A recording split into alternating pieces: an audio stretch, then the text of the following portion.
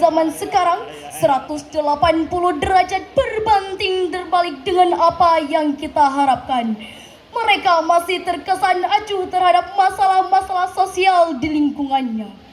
Pemuda-pemuda zaman sekarang telah terpengaruh dalam hal pergaulan bebas, kenakalan remaja, penyalahgunaan narkotika. Bahkan kemajuan teknologi pun yang seharusnya menambah wawasan mereka justru disalahgunakan. Hadirin, jika hal ini tidak kita bendung bersama, maka tidak mustahil kita bangsa Indonesia akan mengucapkan Inna lillahi wa inna ilaihi raji'un. Selamat tinggal Indonesia. Maka tergugah hati kami untuk menyampaikan sebuah syarahan yang berjudul Peran Pemuda dalam mewujudkan Indonesia tangguh.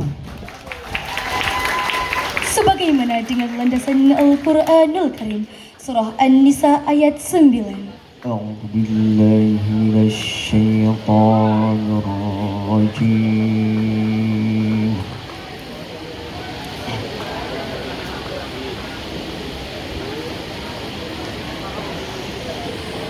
Bismillahirrahmanirrahim.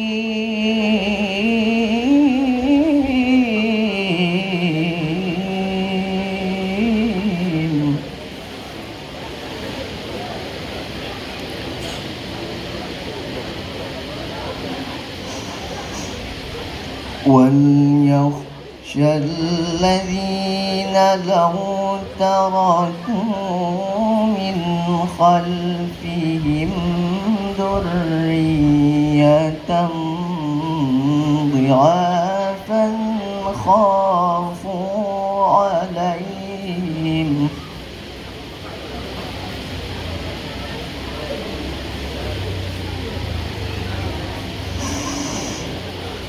فليتقوا الله وليقولوا قولا سديدا. Hamba berlindung kepada Allah dari godaan setan yang terkutuk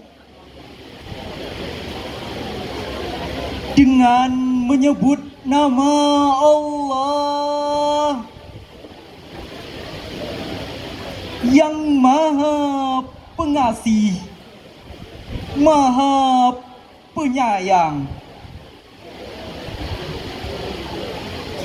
Hendaklah merasa takut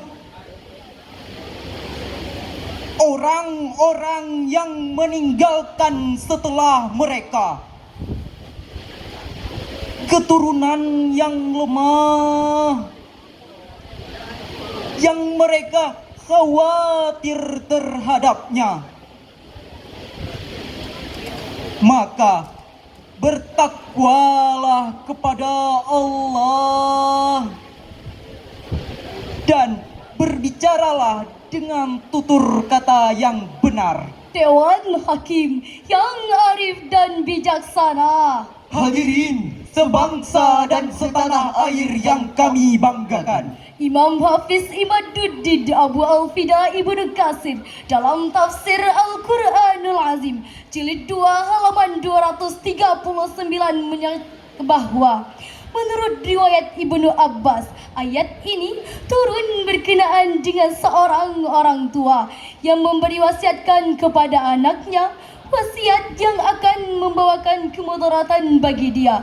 Maka Allah Subhanahu wa taala memerintahkan kepadanya untuk merubah wasiatnya kepada ketakwaan dan kebaikan. Jika kita kaji lebih dalam, ayat tadi diawali dengan wal yakhsha. Istinbatnya, wal yakhsha merupakan sigat amar. Kaedah mengatakan al-aslu fil amri lil wujubi, yang artinya pada dasarnya setiap perintah menunjukkan kewajiban. Namun hadirin, kejadian yang sangat menyayat hati pada tanggal 31 Oktober 2024 ditemukannya mayat seorang siswi SMP di tempat pemakaman umum Tionghoa, Kota Palembang. Setelah polisi melakukan penyelidikan, ternyata siswi tersebut diperkosa dan dibunuh oleh 4 orang remaja. Tersangka masih berusia 16 tahun, 13 tahun, bahkan 12 tahun. Lihatlah hadirin, betapa mirisnya negeri yang kita pijaki ini jika para penerus bangsanya sibuk memikirkan bagaimana cara memuaskan birahinya. Profesor Dr. B.J. Habibie mengatakan setidaknya ada 5 kelemahan yang harus kita hindari, yakni lemah harta, lemah fisik, lemah ilmu, lemah semangat hidup, dan yang sangat ditakutkan adalah lemah akhlak. Hadirin, jika 5 kelemahan ini terdapat pada generasi pemuda kita, kami yakin mereka bukan sebagai pelopor pembangunan, melainkan sebagai Virus pembangunan, penghambat pembangunan, bahkan penghancur pembangunan. Perlu kita ketahui, pemuda-pemuda zaman sekarang seringkali bergagah-gagahan seenak dirinya sendiri, sebagaimana sifat tersebut telah disenandungkan oleh Bang Rama Irama Haji dalam lagunya yang berjudul Darah Muda. Darah muda, darahnya para remaja yang selalu merasa gagah, tak pernah mau mengalah. Masa muda, masa yang berapi-api, yang maunya menang sendiri, walau salah tak peduli. Darah muda. Ya ma'asyarul muslimin rahimakumullah. Berbicara tentang mewujudkan Indonesia tangguh, maka ilmu pengetahuan jelas menjadi salah satu elemen utama yang harus dimiliki para pemuda.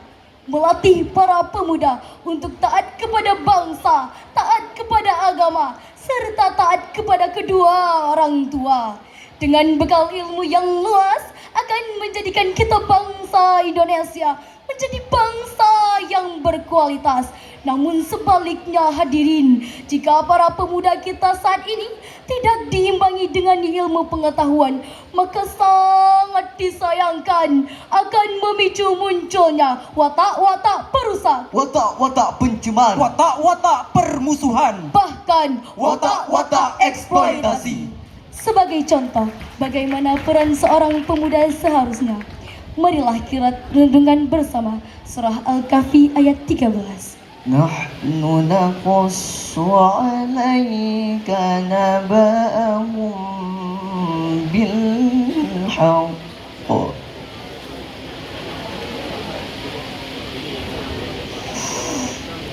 Innahum fityatun amanu bi rabbihim wa zidnahum huda. Innahum fityatun amanu bi rabbihim wa zidnahum huda. Sadaqallahul azim. Kami menceritakan kepadamu Nabi Muhammad kisah mereka dengan sebenarnya. Sesungguhnya mereka adalah pemuda-pemuda yang beriman kepada Tuhan mereka. Dan kami menambahkan petunjuk kepada mereka. Maha benar Allah yang maha agung atas segala firman-Nya. Dewan Hakim yang arif dan bijaksana. Hadirin sebangsa dan setanah air yang kami banggakan. Syekh Abdurrahman bin Nasir As-Sa'di merupakan salah seorang pakar tafsir pada abad 14 Hijriah.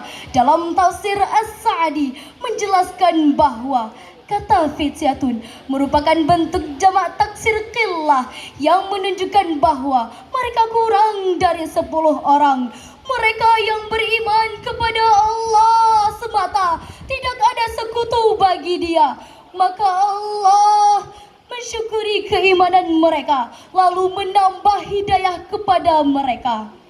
Kesimpulan dari syarahan di atas adalah pemuda merupakan penerus bangsa yang bertanggung jawab terhadap kelangsungan nusa, bangsa, dan agama. Maka bangunlah pemuda-pemudi Indonesia, tanamkan semangat yang berkobar di dadamu. Bersatulah mewujudkan Indonesia tangguh seperti isi Sumpah Pemuda yang diikrarkan pada tanggal 28 Oktober 1928. Satu tumpah darah, satu bangsa, dan satu bahasa. Berkaryalah pemuda-pemudi Indonesia, majukan negara kita. Jadilah seperti Rasulullah Sallallahu Alaihi Wasallam dengan tauladannya, dan jadilah seperti Soekarno dan Mohatta berikutnya yang memiliki semangat juang tinggi dalam mewujudkan Indonesia tangguh. Sekian syarahan yang dapat kami sampaikan. Apabila ada salah kata, kami mohon maaf. Wabillahi taufiq wal hidayah wal ridha wal inayah. Wassalamu alaikum warahmatullahi wabarakatuh.